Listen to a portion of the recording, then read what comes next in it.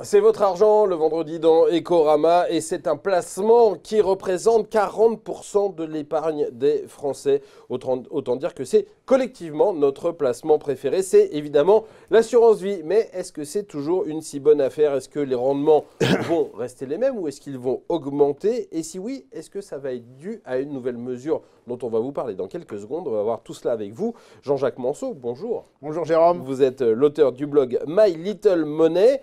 D'abord, un point sur la situation, pas de débat. L'assurance vie, c'est bien le placement chouchou des Français. Ça l'est depuis longtemps. Alors, on parle d'assurance vie, on peut parler de l'assurance vie avec les contrats en euros, c'est-à-dire ceux qui sont sécurisés, ceux qui sont placés... L'assurance vie de bon père de famille. Voilà, ceux qui sont placés sur des obligations d'État, des obligations d'entreprise, des produits monétaires assez peu risqués et qui forcément, dont la rémunération a baissé à mesure que les taux directeurs ont baissé. Donc en fait, aujourd'hui...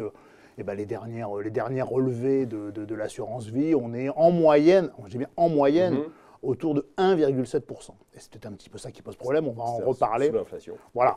Alors que l'autre grande partie, je dirais, de l'assurance vie qui est placée en unité de compte, donc là, c'est la possibilité d'utiliser l'enveloppe fiscale pour y loger des actions, de l'immobilier coté, de l'immobilier sous forme de SCPI ou toutes sortes des SICAV. En fait, on investit dans des fonds et puis on profite de l'enveloppe fiscale de l'assurance. Là, c'est évidemment beaucoup plus compliqué de donner un rendement moyen, puisqu'évidemment, ça dépend de l'actif. C'est très variable.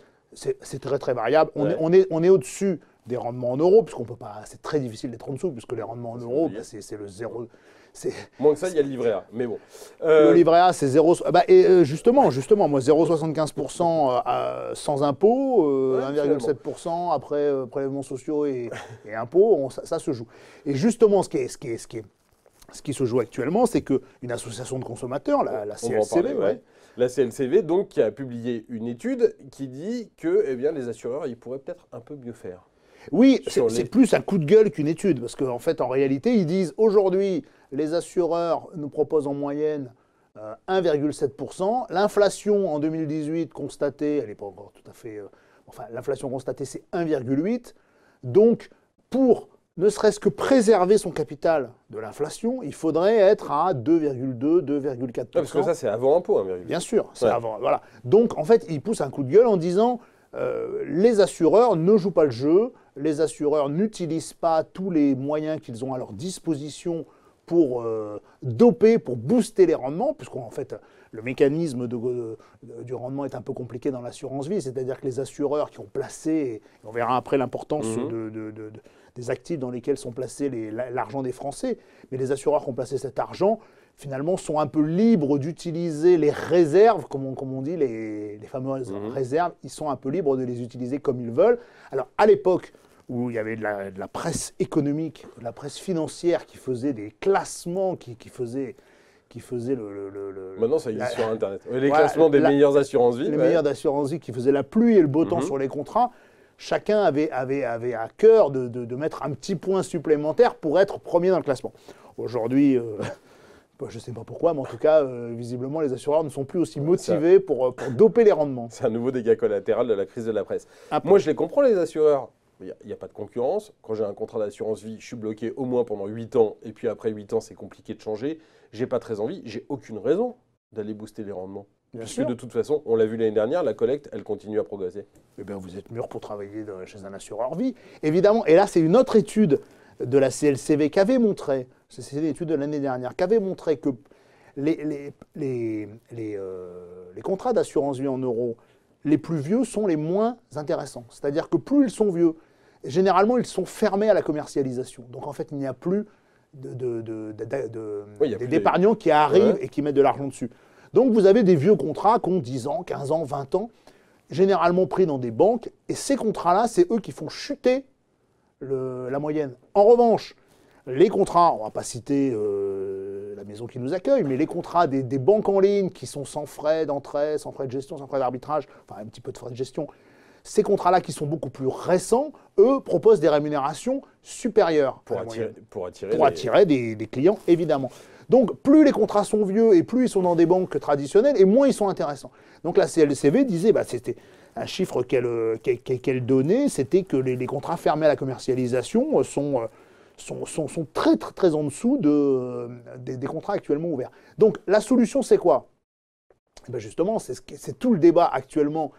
La solution, c'est de prendre son vieux contrat et d'aller le mettre ailleurs. La solution, ce serait d'avoir le droit de le faire, parce que pour l'instant, vous n'avez pas le droit. Mais on va avoir le droit de le faire. Alors là, c'est pas sûr. Il y a une mesure on aimerait qui avoir est le droit en de discussion, la transférabilité de l'assurance vie, un peu comme pour la portabilité du numéro. Je prends mon contrat et je vais le mettre dans une autre banque ou chez un autre assureur. C'est quoi l'enjeu? Parce qu'au finalement, on pourrait se dire, j'ai un contrat d'assurance vie qui a 20 ans, dans ma banque traditionnelle, il n'est pas bon, je le ferme et hop, je passe les fonds sur un contrat plus récent. Ouais, sauf que il faut 8 ans pour gagner l'avantage fiscal. Ce qui est intéressant, c'est ce qu'on appelle l'antériorité fiscale. Le fait de prendre date, d'avoir ouvert un contrat à vos enfants qui ont 2 ans et demi aujourd'hui, et de se dire quand ils auront, un peu plus vieux, les miens. Quand ils auront 40 ans, ils auront un contrat mûr et ils pourront bénéficier de tous les abattements, de tous les avantages fiscaux de l'assurance vie. Donc ce qui se joue, c'est la transférabilité, non pas du contrat, mais la transférabilité de l'antériorité fiscale. Il est question de le faire aujourd'hui. Il est plus que question de le faire. Il y a eu plusieurs tentatives. Il y a eu une première tentative des députés de La République En Marche au mois de septembre. Ils se sont fait recadrer très très vite par Bruno Le Maire qui dit non. En fait, il y a un lobby des assureurs aujourd'hui qui ne veut pas. Il faut bien expliquer qu'en fait, aujourd'hui, les assureurs ne veulent pas ouvrir la boîte de Pandore, un peu comme ça, ce qui s'est fait avec l'assurance emprunteur sur les prêts immobiliers. Est-ce que ça a une chance de se faire? Oui. Enfin... Donc, il y a eu plusieurs tentatives. Est-ce qu'il va y avoir une pression européenne, comme il y a eu dans les télécoms, comme il y a eu sur l'assurance emprunteur? Non, il y a 2 mouvements. Alors, tout va se passer au sein de la loi Pacte. D'ailleurs, les amendements actuellement qui sont en discussion sur la transférabilité. Aujourd'hui, je dirais que certains députés veulent pousser la transférabilité. Bruno Le Maire freine des quatre fers. Ouais. Donc, ce qui est en train de se passer aujourd'hui, ils vont visiblement accepter une transférabilité limitée. En fait, c'est déjà possible parce qu'il y a ce qu'on appelait la loi Fourgousse, l'amendement Fourgousse, qui permettait vous avez un contrat d'assurance vie en euros dans une banque. Vous vous dites, dis donc, il ne me rapporte plus grand-chose, j'aimerais bien le transformer dans un contrat en unité de compte.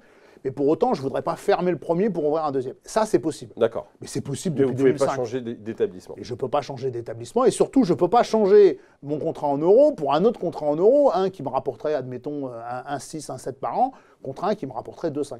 Donc cette transférabilité totale, aujourd'hui, elle n'est pas possible. Aujourd'hui, le Sénat a demandé à ce qu'il y a eu un amendement au Sénat qui a proposé cette transférabilité. Encore une fois, il a été retoqué par le gouvernement. Aujourd'hui, le gouvernement ne veut pas lâcher sur la transférabilité totale. Donc, on va être sur une transférabilité relative. Bon, la loi Pacte, elle va passer au Parlement dans les prochains mois. On va suivre dans les prochains jours. On va suivre tout ça avec attention. Merci beaucoup, Jean-Jacques Mansour. Vous reviendrez nous en parler. Vous êtes l'auteur, je le rappelle, du site My Little Money. Merci d'avoir été dans Ecorama aujourd'hui. Merci beaucoup.